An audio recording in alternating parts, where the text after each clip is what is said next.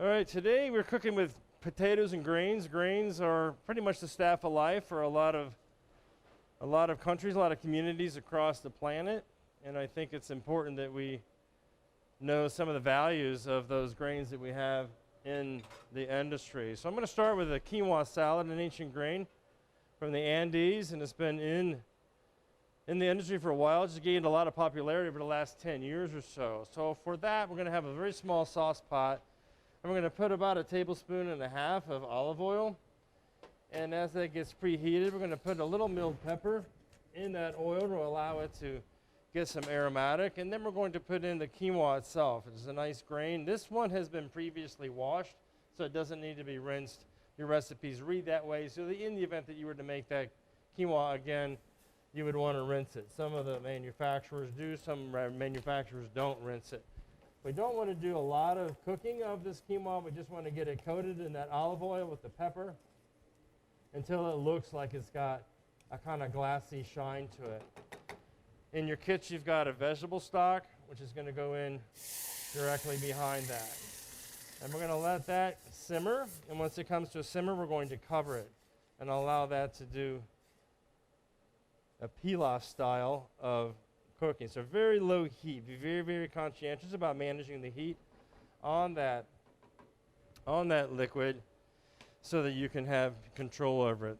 A couple of other items that we have in that recipe today are going to be some diced tomatoes, diced red bell pepper, diced poblano pepper, some chives, and some sambal. Sambal is one of those Asian chili sauces that are really quite good and used widely in the Asian marketplace. So I'm going to leave these off to the side, and we're going to put those ingredients into the quinoa after it's cooked a little bit later. But I'm going to wait for that to come to a simmer. Meanwhile, I'm going to work on the gratin-noir potato.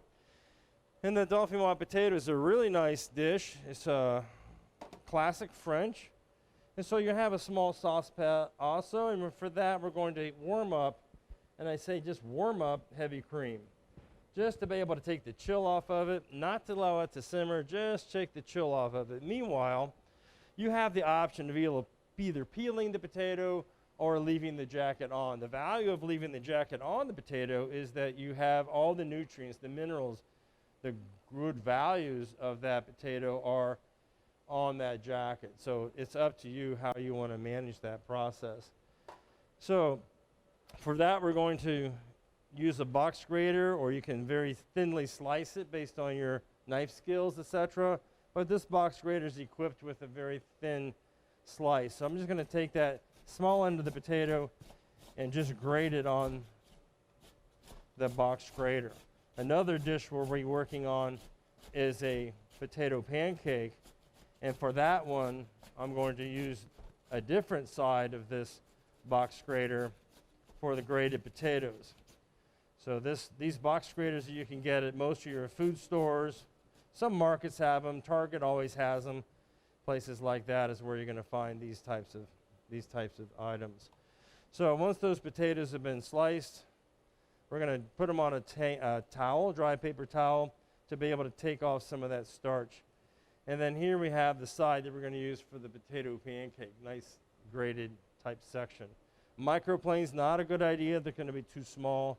So keep that in mind as you move forward. So with these potatoes, I'm going to take some of that watery substance, which is very starchy, because this is one of those mealy potatoes. It's an Idaho russet. It's a wonderful potato, but it's not always ideal for all things. It's great to bake with. It's a really good baking potato for that purpose. So now we're going to take that cream that we just scalded, got it warmed up, put that into a bowl. And that being done, we're going to take the egg yolk and very carefully temper that cream with the egg yolk. Put it in there too fast, and if the cream's too hot, you're going to have a bit of a problem. So you want to just warm up the egg yolk in that cream, and you're making what is a kind of a custard potato.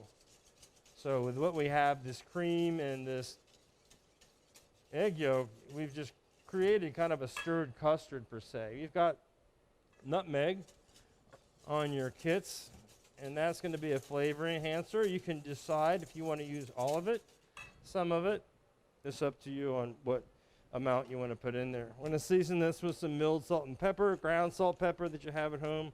All work out just fine. I just like the flavor of a freshly milled cracked pepper because it's more bright. It has a better flavor. So now that I've got that custard mixture made, I'm going to take the potatoes, and I will share with you that if you allow those potatoes to rest at room temperature on a tray, they're going to turn brown very quickly. They're going to oxidize. So the way to prevent that is a little squeeze of lemon, a quarter cut of lemon to be able to put on those potatoes after you grate them and dry them off to be able to prevent and retard that oxidation from happening. Potatoes are going to just simply be dropped into that egg mixture. And then based on what type of equipment you may have at home to make these potatoes in, we're going to use these ceramic dishes today to make this dish. And I will share that these work out well. You can buy them. They're used for creme brulees and things like that. Little paper lined tray. And we have some grated Gruyere cheese that's in your kit. So now I'm going to just kind of cover these potatoes with that mixture, the stirred custard. On your kits and on your trays, you have a small measure of like a 2 tablespoon measure of whole butter. That's going to be heavily basted in the basin of these dishes. Or if you're at home, you can certainly feel free to use like a baking dish or some type of oven-proof type container to make these potatoes with. And I'm going to layer these potatoes, a nice layer at the bottom of each of these dishes. If I had a casserole dish, I might use 2 potatoes. And you could use 2 good sized potatoes to be able to still yield this dish nicely. It just won't be as rich because the custard will not be as dispersed evenly as the rest of it. Then we're going to take that Gruyere cheese, which is a nice form of natural Swiss cheese. A layer of the Swiss cheese on top of those custardy potatoes. And then finish with the remainder of the potatoes over the top of that cheese to have a finished top to that. We have a little custard left in the bowl. And I'm going to pour that over the top of these potatoes. Not all of it, just enough to be able to have a surface in there, so it's kind of not swimmy, but there's evidence of that custard in there. Then the remainder of that cheese that we have, we're just going to simply sprinkle on top. You could use Gruyere, you could use Parmesan. A lot of folks use a very sharp cheddar. It really depends on your preference, but the classic dauphinoise potato is made with a Gruyere cheese. So now I've got these in these nice little dishes. I'm going to put them on a clean tray so that I don't have a lot of stuff stuck to the pan coming out of the oven. And then these are going to go into the oven and bake. Based on your home oven, it's probably going to take about 35-40 minutes at a 350-degree temperature. Again, based on the container that you cook these potatoes in, is going to have everything to do with how long it's going to take. If it's thin and shallow, it's going to cook a lot quicker. But I think you'll like the outcome of the potatoes.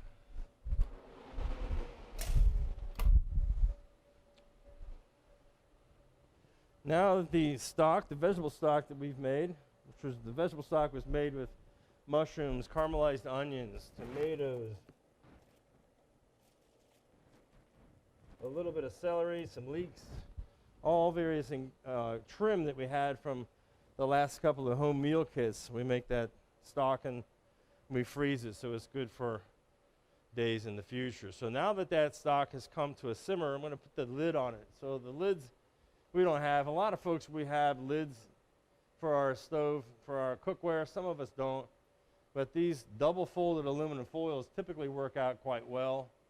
Just kind of roll the edges like you would a pie dough and just lay it over the top and crimp it so that it stays good and tight. So that's going to slowly simmer, not boil. If you see a little steam escaping out of the lid, that's wonderful. That means you've got some activity in that saucepan and that it is cooking.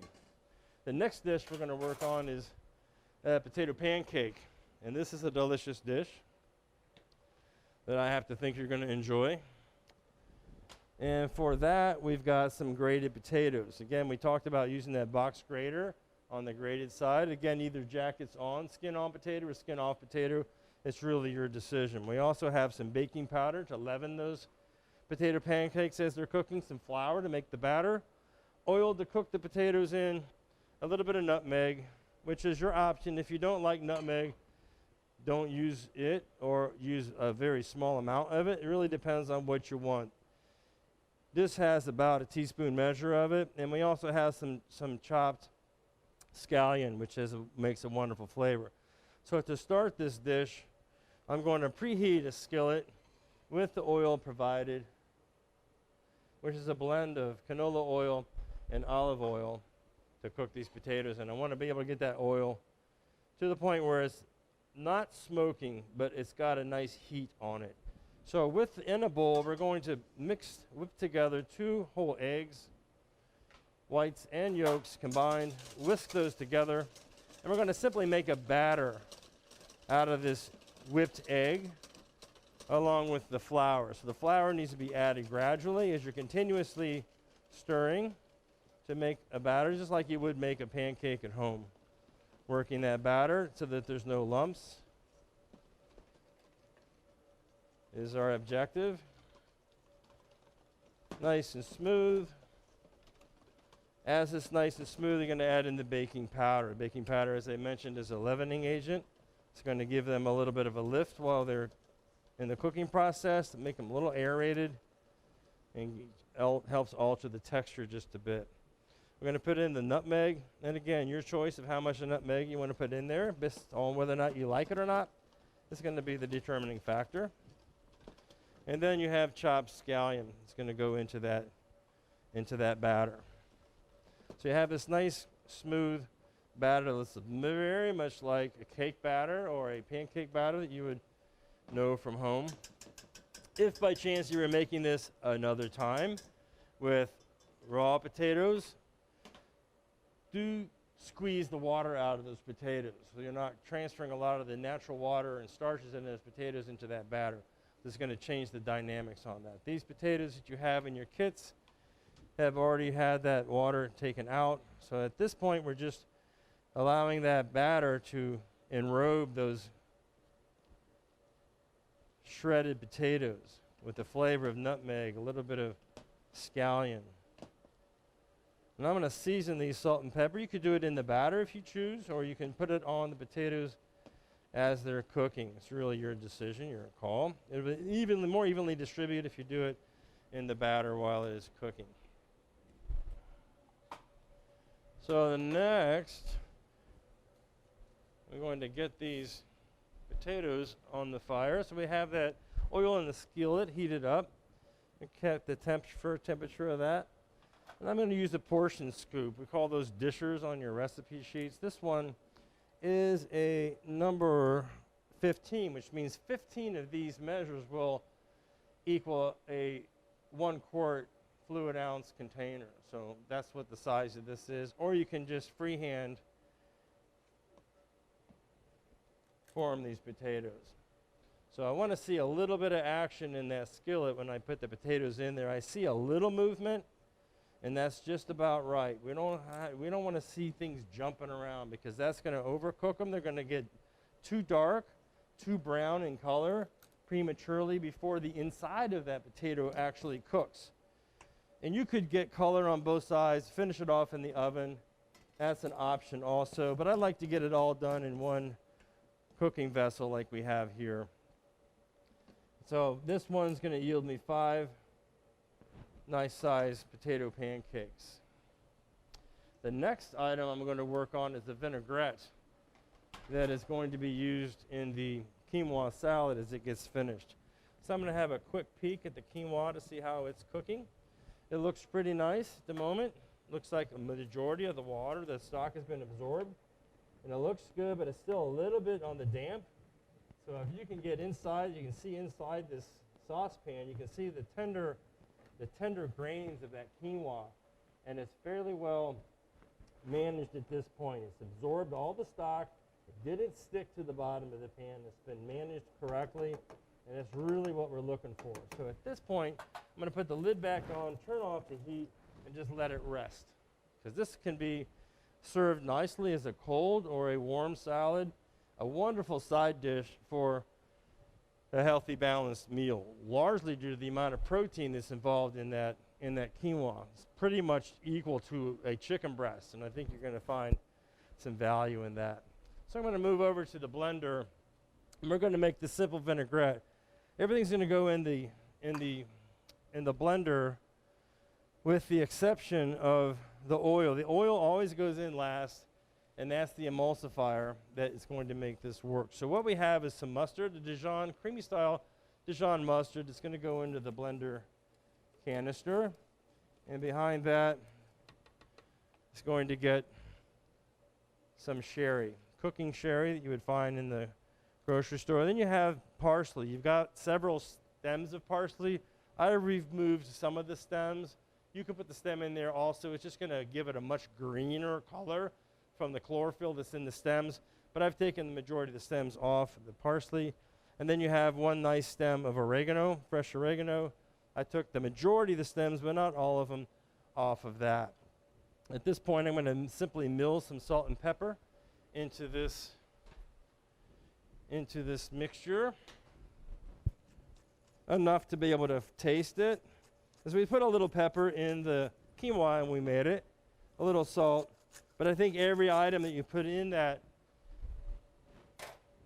composition should have a layer of flavor to it. So the lid on, let it blend, just to be able to incorporate all those ingredients. Cap filler comes off, and we're going to slowly add in the oil.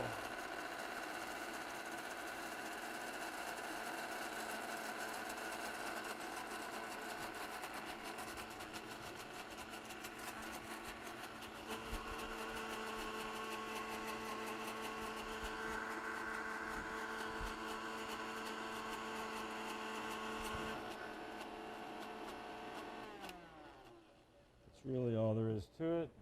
Everything's blended, and what you're going to see is some nice flecks of the herbs that are in there. They're not going to puree into a smooth paste, but I want to check it to make sure we have the right balance of salt and pepper in there. But it should have a nice viscosity to it, kind of heavy, setting up almost like a mayonnaise would be. This is why I would consider that as a mustard sherry vinaigrette. If somebody asked me what that kind of vinaigrette that would be my answer.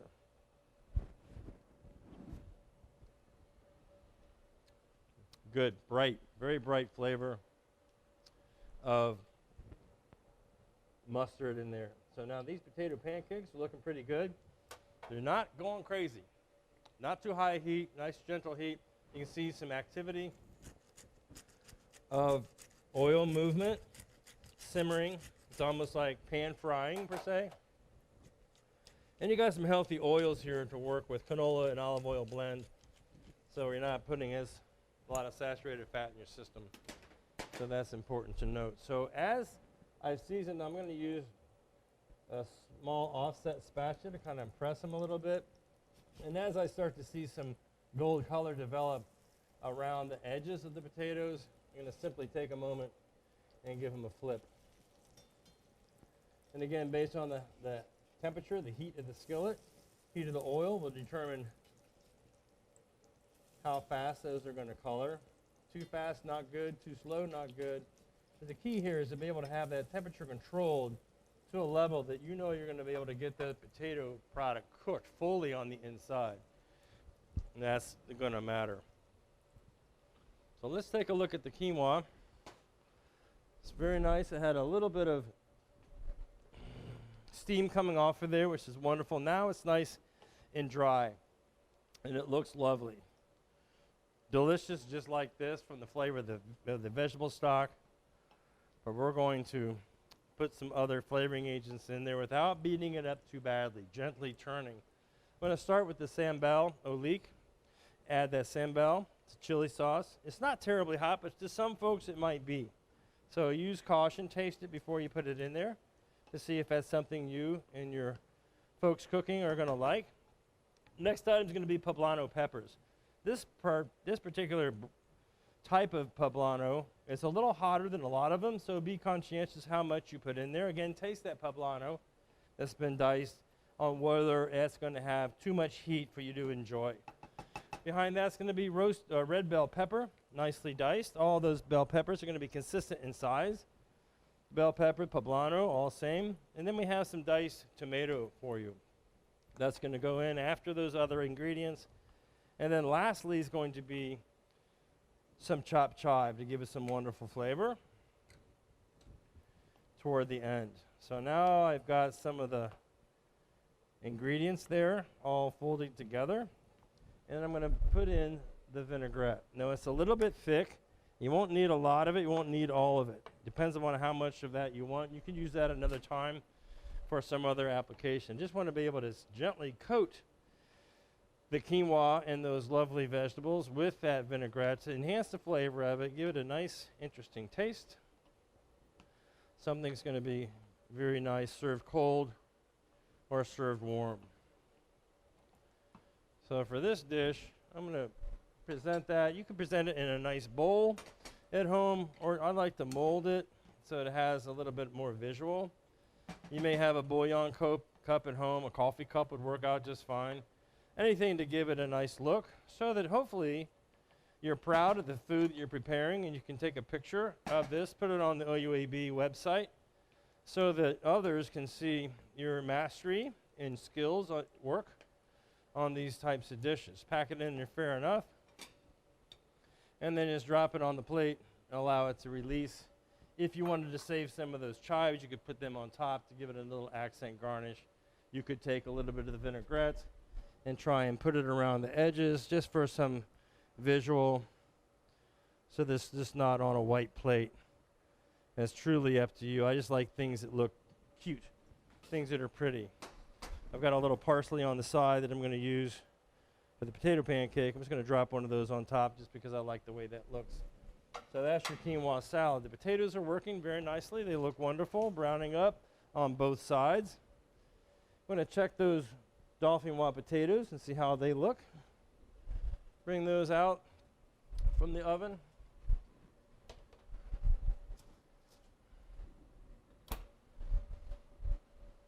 Holy cow, look at that. Those look wonderful. So that, I'm going to leave right in the dish. If I was serving that as a side dish, it would go right to the guest on a little plate, and they could eat that. Or you could let them rest for enough time to be able to run a paring knife around the edges of that, offset spatula to try to take it out of there and put it on a plate. And if I was serving this, I think a lovely, slowly braised short rib with a real nice truffled mushroom sauce over the top of that potato, shaved Parmesan on top of that, some shaved truffle. Holy cow, we're talking about a great meal. Lovely dish. So that's the dauphinoise potatoes. Very nice, rich, custardy type potato. You're going to be really happy that you made those. It'd be wonderful for the upcoming Thanksgiving holiday next month. Be delicious. So checking these potatoes, getting them cooked fully on the inside. Nice, beautiful color on the potatoes. Love it. What I do is I'll take a little bit of single-use towel, something that's going to be absorbent, and I will use that to take those potatoes from that hot oil and allow them to rest on that towel, so I'm not transferring those cooking oils onto the plate that I'm serving the potato pancakes on. So that's a very nice, lovely presentation of those. So to finish these off, classically, these are served with an applesauce, which you have in your meal kits. Simply drop that in there, put that on the plate. Now that we've let them rest just briefly, I'm going to simply line those up on that plate. And that's, to me, is a lovely little side dish. To me, this is a wonderful breakfast item. If I was having breakfast like on a Sunday morning and I had a little free time, I would likely make these little potato pancakes and probably drop a poached egg on there. That would be delicious. That fat from the poached egg would be wonderful on there as it drips down and oozes across as that potato pancake. A little bit of parsley that you have on the stem I just saved so that we can garnish that dish with it. So now you have two potatoes, 1 inch in grain. nice potato pancakes served with a nice applesauce. It would be really good with a flavored sour cream. Let's say, for example, a chipotle sour cream would be delightful with that. Any type of condiment or accoutrement that you would want to serve with those potatoes would be absolutely dynamite. Short rib on top of that too, absolutely. I would in a hot minute. Dauphinoise potato, classic French preparation of a dauphinoise potato, again made with Gruyere cheese versus some other type of cheese, and then your ancient grain quinoa salad. Hopefully enjoy those dishes, and we'll see you again. Hopefully you win the lottery another time. Have a good day.